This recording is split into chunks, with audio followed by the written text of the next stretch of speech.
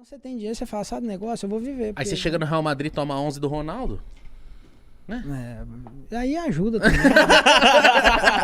Aí vai e gasta dinheiro na jaqueta do Beckham. É assim, né? Mas como que foi pra você começar a se interessar por futebol? E porque eu vi você falando assim, quando a coisa começou a ficar séria, como é que foi pra você começar mesmo, assim, a carreira? Eu comecei a jogar futebol com 6 anos de idade Nossa. em Pradópolis. Em Pradópolis, que é uma cidade que hoje tem aí quase seus 20 mil habitantes. Na época tinha 10, 12 mil habitantes. Então eu comecei a jogar na escolinha da cidade. Aos 13 anos de idade eu recebi o convite do Botafogo de Ribeirão Preto, né, que se desloca ali, são 30 quilômetros. E com 15 anos a coisa começou a ficar séria, porque a minha família não tinha uma condição financeira legal. Minha mãe, por exemplo, vendia telecena. Estou até fazendo propaganda pro patrão, né? Ah, tá certo, né? Tá Mas certo. vendia telecena na época para poder arrecadar um pouquinho de dinheiro para ir treinar. E ou você trabalha, e dos irmãos, nós somos em 5, né? São 3 irmãs e um irmão, e comigo 5. Todos trabalharam. E meu irmão até cobrava, ô pai, todos nós trabalhamos, só meu irmão que não trabalha. Você era mais novo? Eu sou caçula.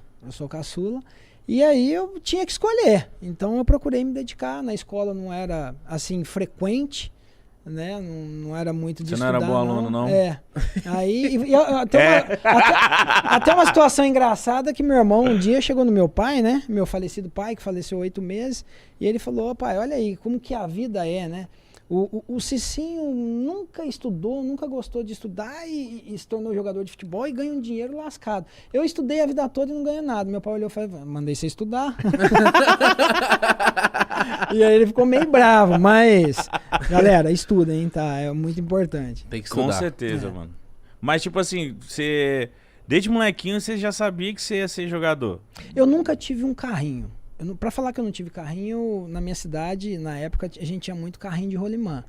Então, como a condição era bem baixa, então o carrinho era caro. Então, minha diversão era o quê? Futebol. Então, eu ganhava bola de plástico, bola de capotão, ganhava chuteira dos parentes, né? Na época era quichute, né? Então... Você amarrava o cadarço por debaixo da sola? Sim, e o quichute já vem com chulé, já, né? Verdade, eu nunca vi um quichute cheiro, sempre fedendo, Não, ele já vem com mano. chulé de fábrica. Já Eu nunca vem, vi um mano. trem daquele. Só que a gente não vivia sem, né? Quichute, conga. Que dá E topper. por não ter carrinho, nunca gostei de videogame, nada disso. Era futebol, futebol, futebol. Então tinha que virar jogador. Mas você e já era... graças a Deus. Você já jogava bem desde sempre? Você falou assim, putz, eu tenho um futuro mesmo. Eu não sabia que eu tinha futuro. Até porque, para alguns, eu me tornaria um jogador profissional. Para outros, não, porque eu era muito miudinho, né? Franzino. Eu tenho 1,71 m, mas eu era bem pequenininho.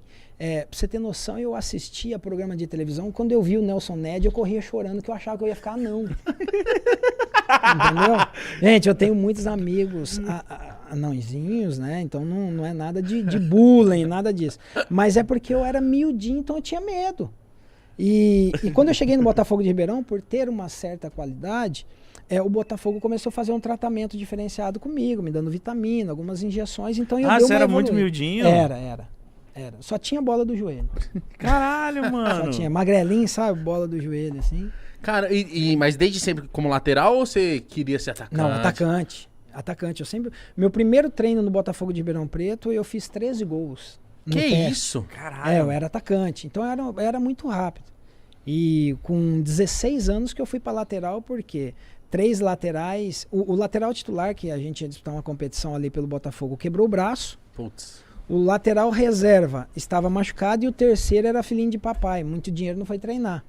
E aí, na época, o treinador, amigo meu, né, que é da minha cidade, Paulo Egídio, né, jogou no Corinthians, jogou no Grêmio, falou assim, você já jogou no ataque e no meio campo. Tenta na lateral para mim, que você tem o senso e a noção tanto de atacar quanto defender.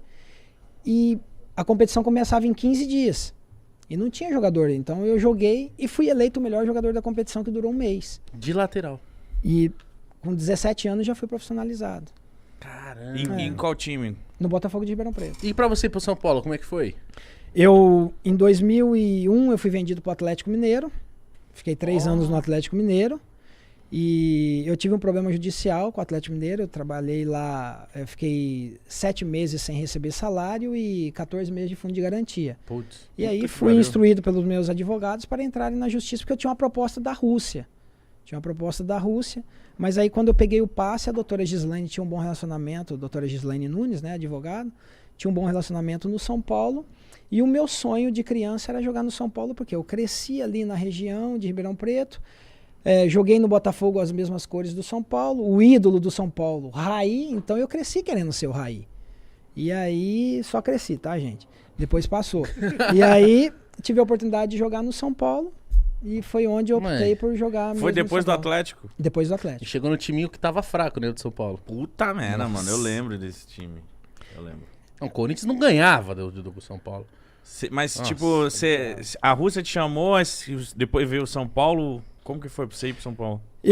Quando eu entrei na justiça, eu fui para minha casa. Fui para minha casa e esperei aquele desenrolar, né, da justiça, que durou mais ou menos 1 mês e meio, porque a doutora Gislaine pegava muito firme quanto a isso, e foi numa época que ela tinha acabado de liberar o Juninho Pernambucano do Vasco, então toda aquela polêmica, Gislaine Nunes. E aí eu lembro que eu sentei na minha casa e meus ex-empresários chegaram com 2 empresários russos, um falava inglês, e a casa dos meus pais não tinha nem muro, né? Porque eu não ganhava um dinheiro legal ainda no Atlético Mineiro. E aí eles abriram uma mala com 4 milhões de euros. 4 milhões de dólar. Em espécie?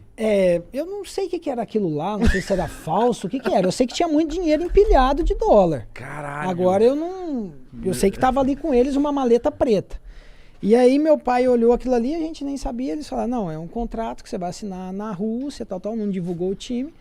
E meus empresários pegaram, me levaram pro quarto lá da minha casa e falaram, reuni com meu pai e com a minha mãe e falaram, olha, a gente acredita no potencial do Cicinho.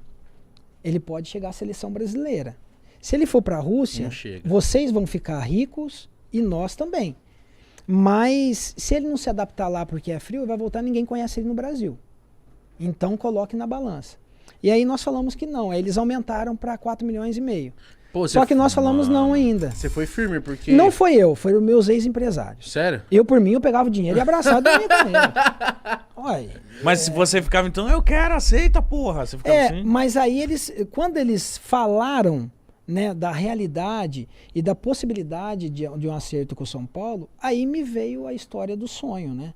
Falei, não, meu sonho é jogar no São Paulo, se eu for pra Rússia eu vou ficar rico, mas não vou realizar um sonho de jogar no time que é do coração. E aí E no São Paulo você também não ganha mal?